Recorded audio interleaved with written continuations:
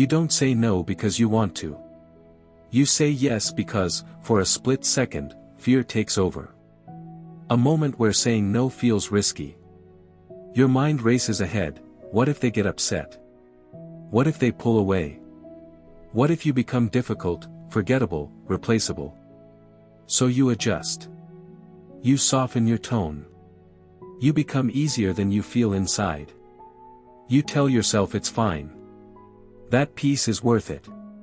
But later, when you're alone, a quiet heaviness sits in your chest. Not simple tiredness, something heavier. Like pieces of yourself were given away just to stay accepted. And the worst part? It's not that people expect more. It's that you don't know who you'd be if you finally stopped. You pause, not because you're unsure. You pause because something inside tightens at the thought of saying no. Before your mind catches up, your body already knows the risk. Your chest contracts. Your tone softens. You feel it, a silent warning that disagreement could cost you. You tell yourself you're thoughtful, considerate, calm. But really, this was trained into you. Somewhere along the way, your system learned that pushing back meant distance, tension, withdrawal. So fear spoke first. Quietly. Efficiently. Just enough to keep you safe. Now it answers for you without asking. It nudges you toward yes even when you mean no. It convinces you compliance is peace, silence is stability. You barely notice. It feels natural. Automatic. Like this is who you are. But every time fear speaks first, something else goes silent. Your needs. Your limits. Your truth. You leave conversations feeling empty, unsure why you agreed, why you softened, why you disappeared a little. The realization isn't weakness. It's that fear has protected you so long, it forgot to step aside. You've lived by reflex, not choice, answering before being heard.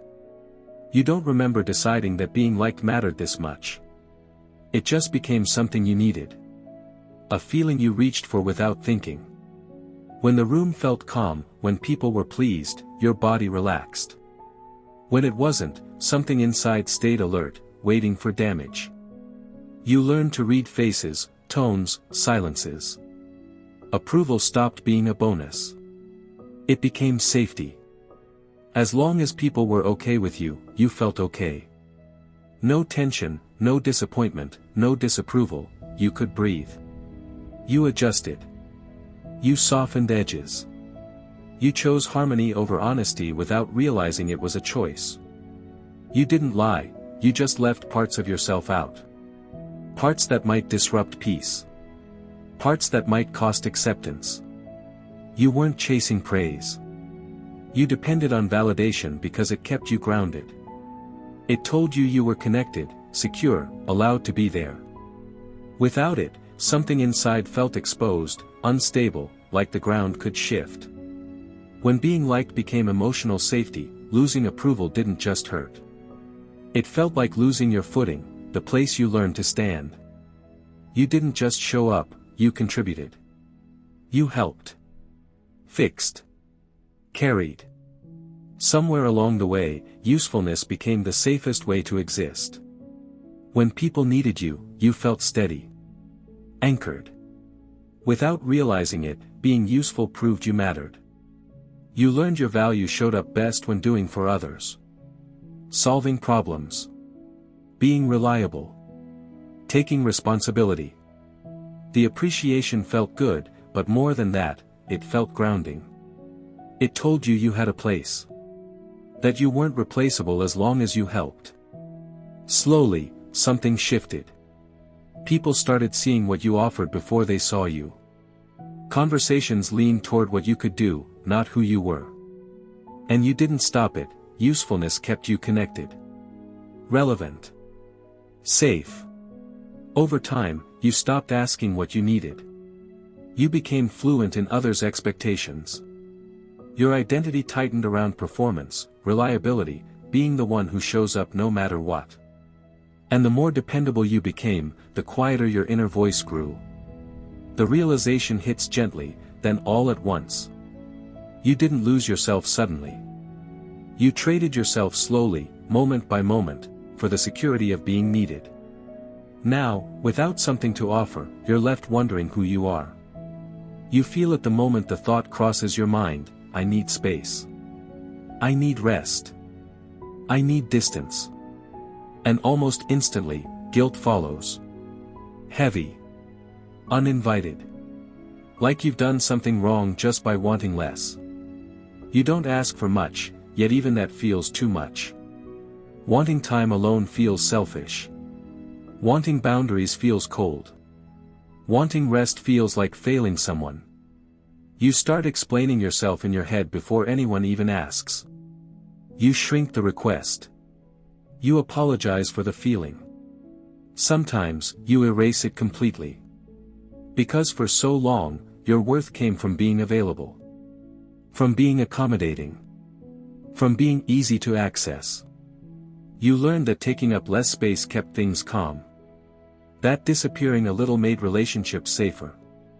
So now, expansion feels dangerous. Like breaking an unspoken rule you once relied on.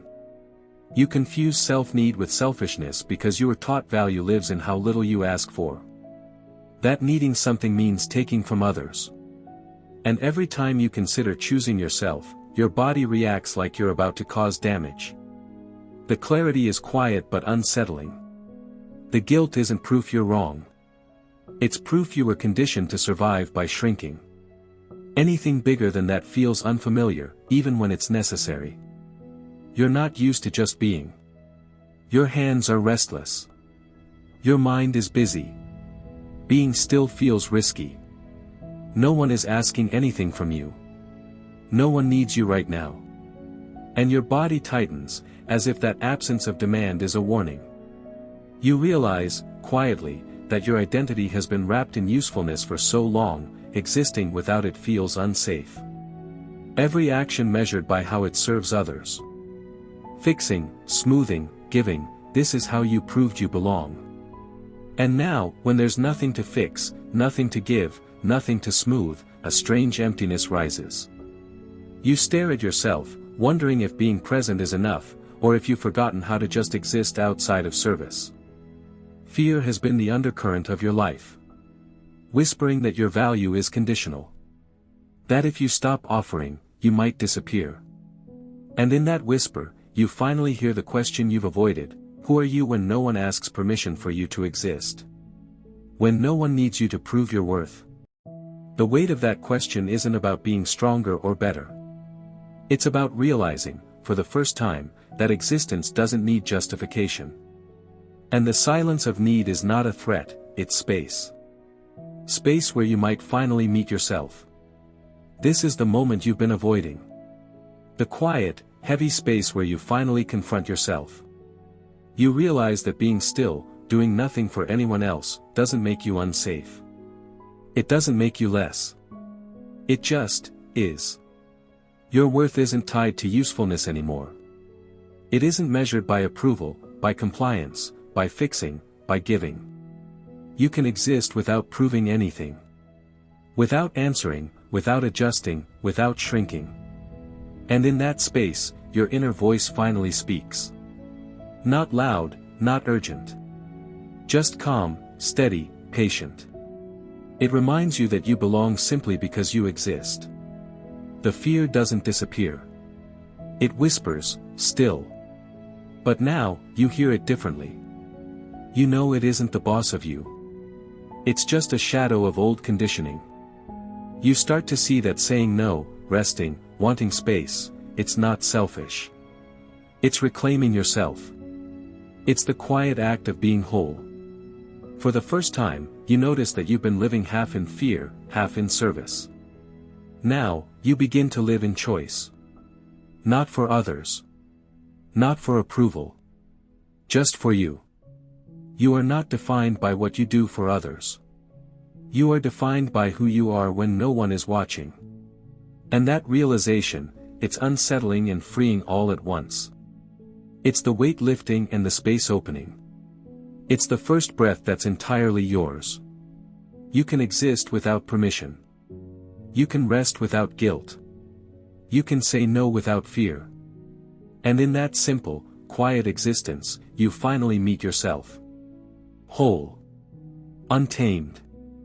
Enough. This is where it begins.